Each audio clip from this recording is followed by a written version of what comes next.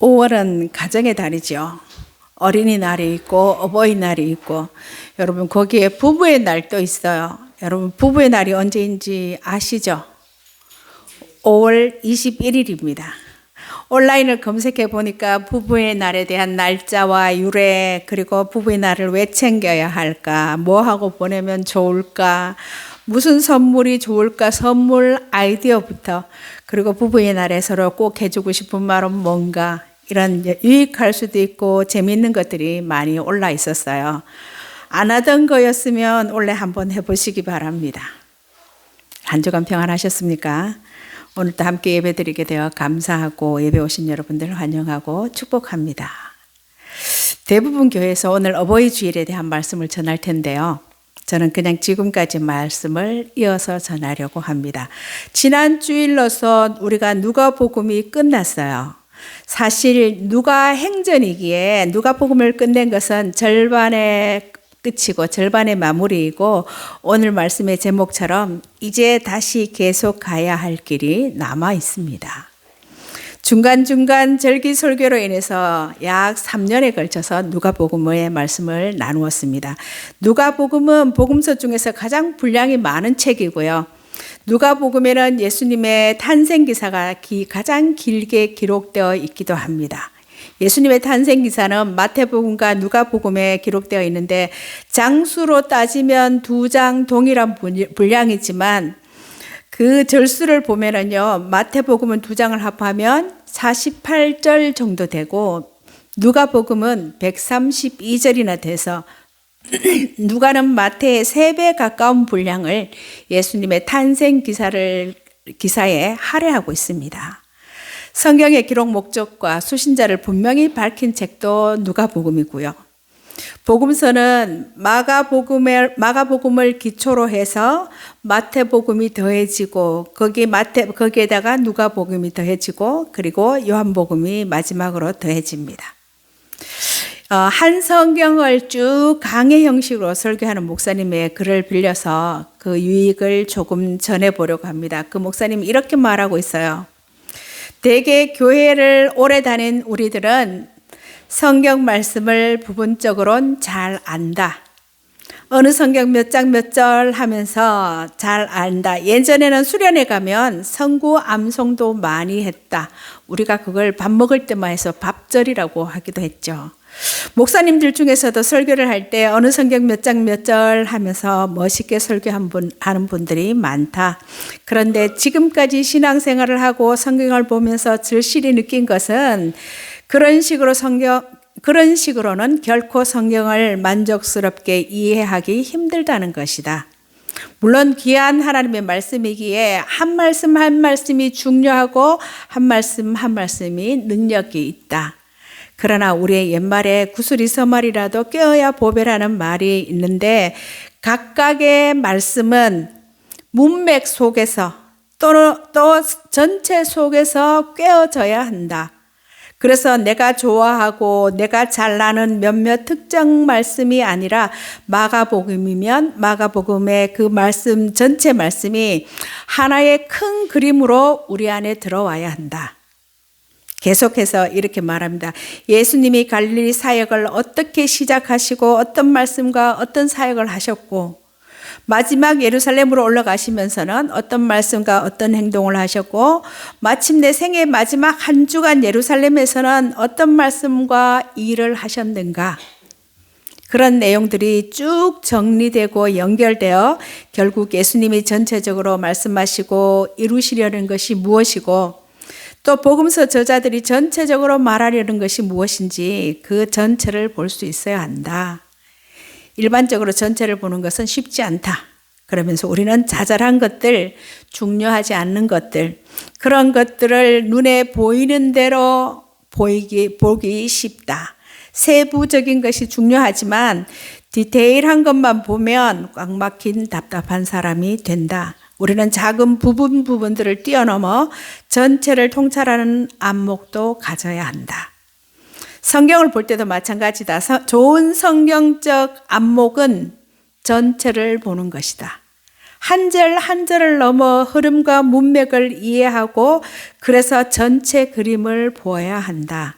각 성경에 대한 전체 그림이 최종적으로 신약과 구약 전체로 확대된다면 그보다 더 좋은 성경 이해는 없다. 물론 구약 연서와 계시록을 함께 이해하고 복음서와 바울서신을 함께 이해하는 그런 것은 웬만한 목회자와 신학자도 어려운 일이긴 하다. 그렇지만 책 한 권만 본 사람이 제일 무서운 사람인 것처럼 성경도 로마서면 로마서, 요한복음이면 요한복음 한 권만 본 사람이 제일 믿음 좋은 위험한 신앙인이 될 수 있다. 그런 점에서 우리는 한 절 한 절의 은혜를 받기를 넘어서 성경을 넓게 그리고 전체를 볼 수 있어야 한다. 이렇게 글을 맺고 있습니다. 저도 같은 생각이어서 우리가 큰 그림 속에서 성경을 보자고 책도 읽고 있는데요. 오늘부터 누가복음에 이어 사도행전의 말씀을 전하면서 은혜를 나누고자 합니다. 1년 조금 더 걸릴 것 같아 보이는데요. 먼저 서론적인 부분을 말씀드리고 본문을 우리가 자세히 보려고 합니다. 사도행전은 복음서 마지막 부활과 승천에 이어지는 이야기예요. 누가의 두 번째 책인 사도행전은 부활하신 예수님의 승천부터 로마에서 바울의 복음 전도까지 약 30년의 초대교회 역사를 담고 있습니다. 사도행전은 예수님이 시작하시고 위임하신 하나님 나라 구원 사역이 어떻게 교회를 통해 성취되었는지를 역동적으로 보여주고 있어요. 여러분, 기독교 신앙은 부활 신앙이어야 한다고 말씀드렸어요. 건강하고 역동적인 기독교의 영성은 부활의 영성이고요. 그래서 십자가 없는 부활은 맹목적인 낙관주의가 되고 부활 없는 십자가는 허무로 결론 지어질 수 있다는 거예요. 진정 우리 기독교인의 신앙이 성경적이고자 한다면 철저히 부활 신앙이어야 합니다. 왜냐하면 구약 39권이 이루어져야 할 약속, 즉 구약이 메시아의 부활을 향하고 있다면 신약 27권은 이루어진 약속, 즉 부활하신 메시아를 바탕으로 쓰여져 있기 때문입니다. 특히 사복음서 전체가 부활의 증거를 바탕으로 다시 예수님의 생애 처음으로 거슬러 올라가 기록되어 있어요. 이 말은 복음서가 예수님의 살아생전에 예수님을 졸졸 따라다니며 일마다 때마다 쓴 것이 아니라 예수님 부활 이후 40년이 지난 시점에 와서 예수님의 생애 처음으로 다시 거슬러 올라가 쓰여졌다는 거예요. 그래서 부활은 기독교 신앙을 가능케 하는 시작과 끝이라는 것입니다. 누가는 예수님이 그의 몸된 교회를 어떻게 부활 공동체로 빚어가시는지 매우 세밀하게 소개하고 있어요. 제자들을 비롯한 초대 성도들이 부활하신 예수님과 직면해서 스스로 육에 속한 이해를 깨뜨리고 이제 부활의 증인으로 나서게 되었는데요. 이제는 부활의 진리가, 부활 예수의 진리가, 예수 부활의 진리가 개인이 아니라 공동체가 함께 받아들여서 부활 공동체의 공적 사명을 공유하게 됩니다. 성령의 공동체인 교회가 예수님으로부터 위임받은 복음을 예루살렘에서 로마까지 증언하는 증인들의 이야기, 그것이 사도행전인데요.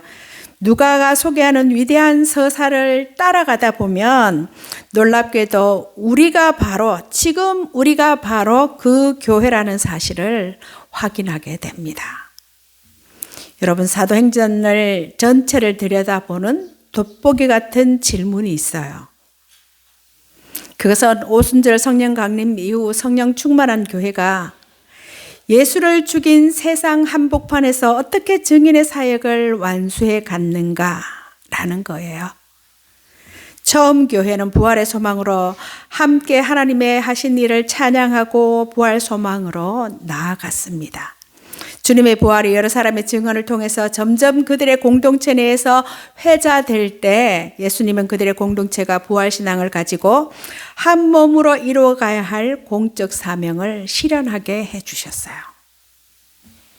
예수 그리스도의 이름으로 죄사함을 받게 하는 회개가 예루살렘에서부터 시작해서 모든 족속에게 전파되었고요. 예수님의 부활은 죄의 권세로부터 우리를 해방시키시고 우리를 하나님의 자녀로 변화되게 하는 증거였어요. 그리고 예수님의 부활은 음식도 드실 수 있는 신비로운 부활체였고요. 그의 부활의 몸은 육체를 가졌으나 육체의 한계를 뛰어넘는 신비로운 몸이었죠. 여러분, 우리는 예수님께서 보여주시고 가르쳐 주시는 만큼 성경을 통해 부활의 몸을 배우고 깨달을 수 있어요. 그렇게 세워진 교회는 바로 천상에서 통치하시는 부활의 주님께서 하나님께로부터 받아서 보내신 성령 강림으로 세워진 공동체이고, 교회는 그리스도의 고난과 부활 사건을 현재화해야 하는 공동체예요. 이런 역사가 기록된 사도행전은 누구를 보내고 무엇을 전해야 하며 어디로 가야 하는지 성령께서 주도적으로 세우시고 도우시고 인도하신 기록입니다.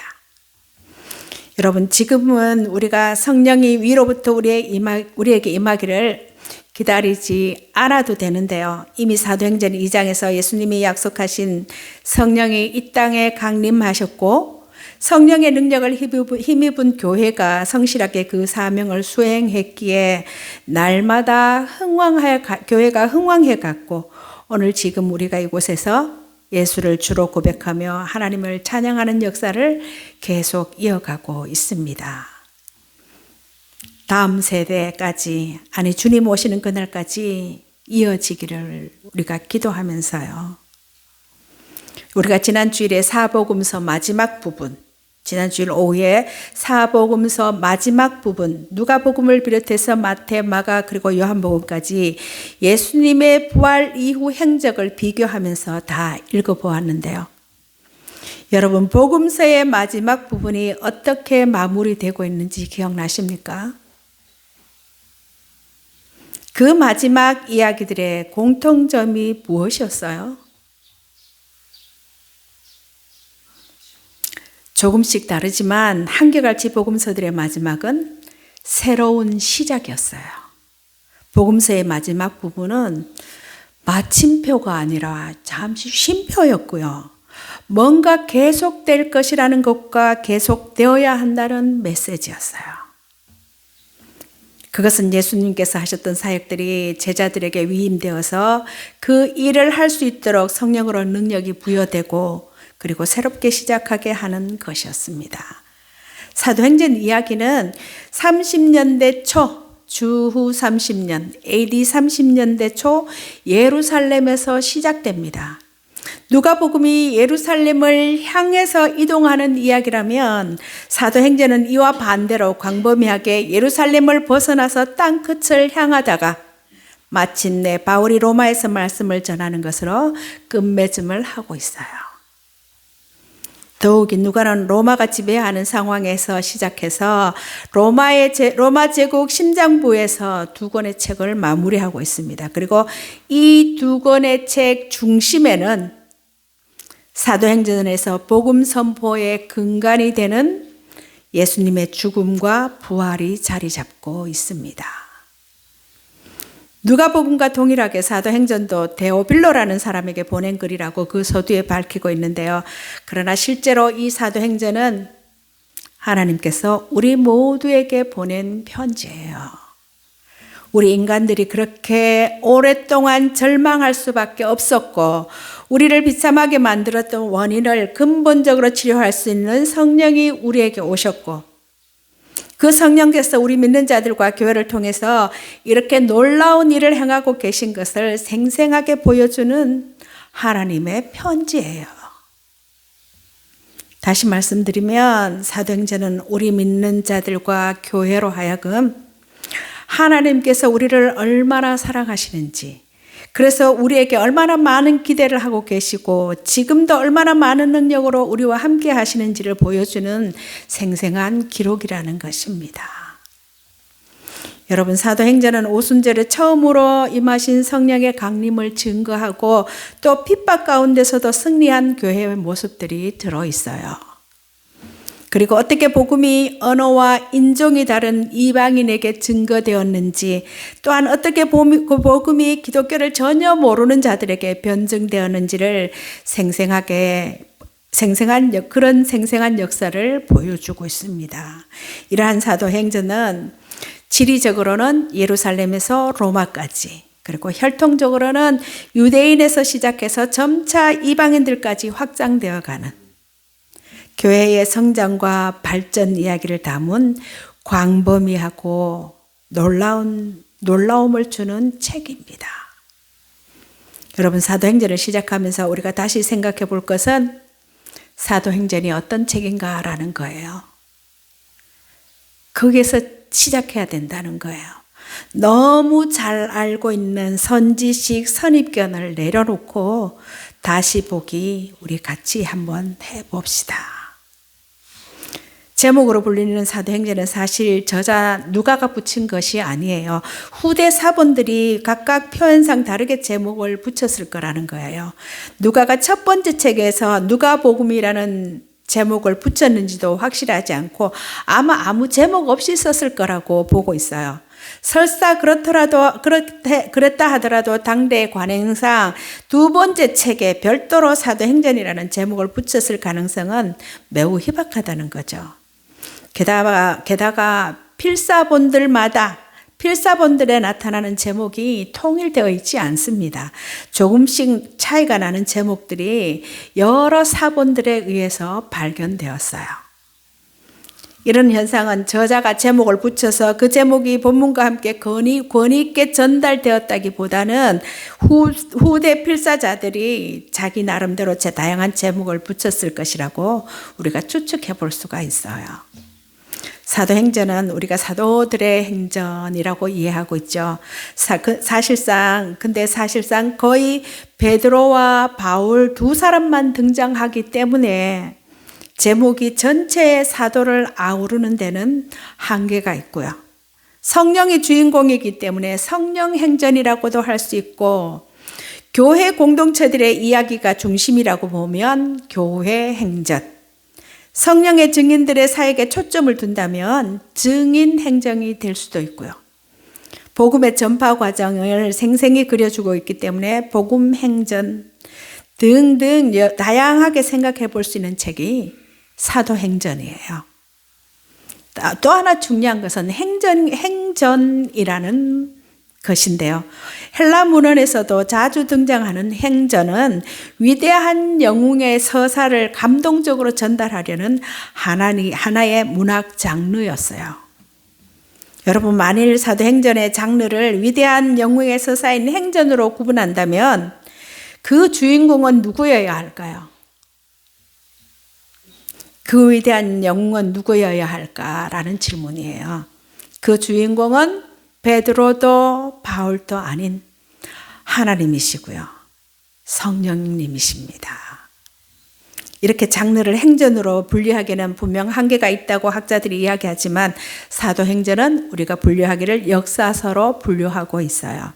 통속적인 의미에서 우리가 역사서라고 하면 역사적 사실을 그대로 기록한 책을 뜻합니다. 하지만 역사적 사실 자체만을 기록한 책이나 특정 시공간에서 일어난 모든 역사적 사실을 빠짐없이 기록한 책은 존재하지 않습니다.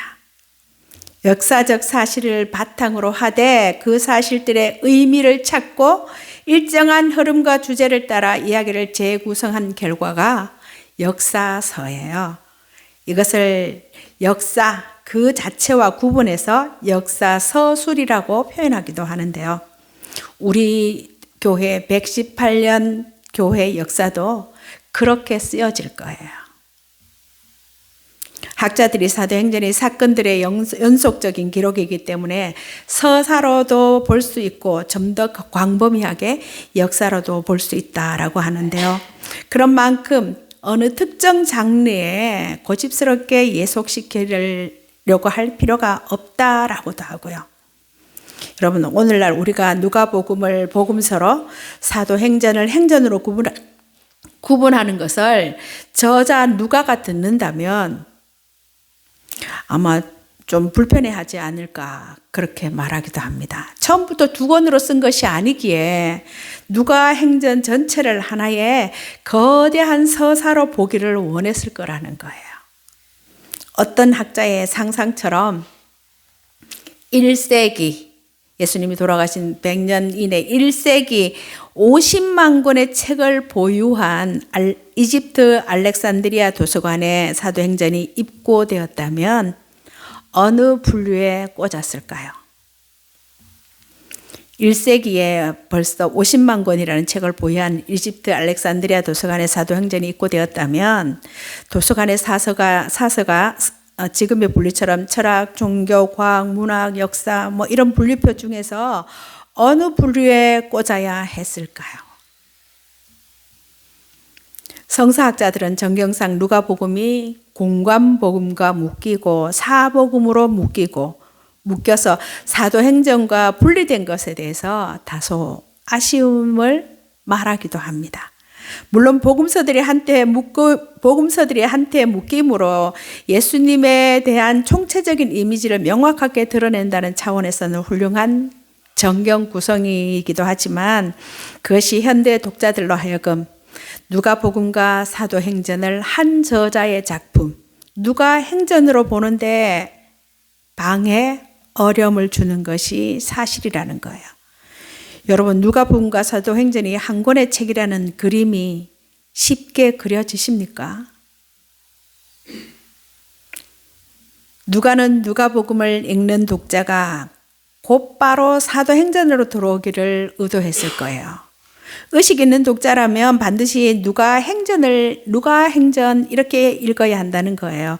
이런 정경 구성이 저자 누가의 입장에서는 좀 아쉬울 수도 있겠지만 신약 성경 전체 구성에서 지금의 사도행전의 위치는 매우 적절하다고 말하기도 합니다. 예수님의 사역을 그려주는 네 복음서와 다양한 지역에 흩어져 있는 초대 교회들을 위한 서신들 그 사이의 역사적 교량으로서의 사도행전은 예수님으로 시작된 하나님 나라가 어떻게 세계로 흩어진 교회를 통해서 완성되어 가는지 생생하게 보여주는 청사진과 같다는 거예요. 그래서 사도행전은 오늘의 교회를 예수님의 생애에 묶어주고 또 초대교회의 역사와 사역에 우리를 이어줌으로써 오늘 우리 교회의 정체성과 사명을 선명하게 해주는 위대한 성경 이름에 틀림이 없다는 것입니다. 정신과 의사 스카펙이라는 사람이 있는데요. 아직도 가야 할 길이라는 여러 권의 유명한 책이 있어요. 굴곡진 삶과 그 고난을 겪는 사람들이 치유받는 이야기를 다루고 있는데요. 신앙도 마찬가지라고 해요. 한 과정이 전부가 아니고요. 주님이 다시 오셔서 끝내기까지, 주님이 다시 오셔서 마무리하시기까지 우리는 이 땅에서 그리스도인의 삶을 살아야 해요. 아직 가야 할 길이 있다는 거예요. 여러분, 그리스도인 된 우리가 예수님의 부활과 재림 사이의 시간을 어떻게 살아야 할까요? 여러분, 예수님의 부활은 구원의 완성이 아닌 하나님 나라를 회복하는 결정적인 문을 연 사건이고요. 이제 그 문으로 사람들을 인도하는 것이 우리의 몫이에요. 사명입니다. 종말의 시간과 땅끝의 시간을 염두에 두고 오늘 여기서 예수의 생명이 흘러가는 통로로 살아야 할 그 책임이 우리에게 있다는 거예요. 그게 이 험악하고 죄로 망가진 세상에 우리를 계속 살게 하신 이유라고 했습니다. 이 한 주간도 복음의 사람으로 증인의 삶 잘 살아볼 수 있기 바랍니다. 여러분, 하나님 지금도 살아계시고요. 그분의 이름이 임마누엘이에요. 그분과의 복된 동행으로 은혜와 평강 풍성히 누리는 이 한 주간 되시기를 간절히 바랍니다. 기도하겠습니다.